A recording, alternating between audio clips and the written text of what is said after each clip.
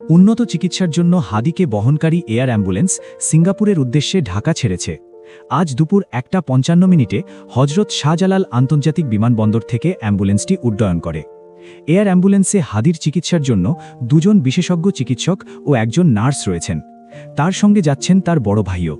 ইনকিলাব মঞ্চের মুখপাত্র এবং ঢাকা 8 আসনের সম্ভাব্য স্বতন্ত্র প্রার্থী শরীফ ওসমান হাদিকে উন্নত চিকিৎসার জন্য সিঙ্গাপুরে নেওয়া হচ্ছে।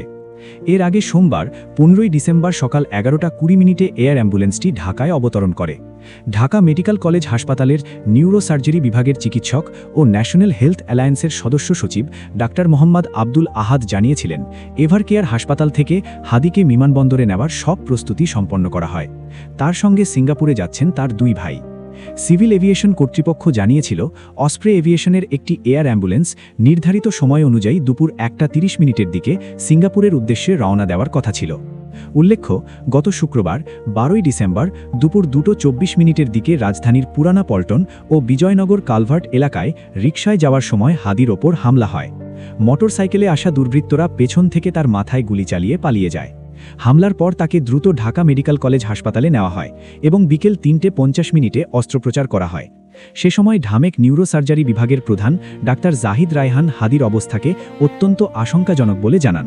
পরে সেদিন সন্ধে 7:30টার দিকে উন্নত চিকিৎসার জন্য তাকে এভারকেয়ার হাসপাতালে স্থানান্তরিত করা হয়।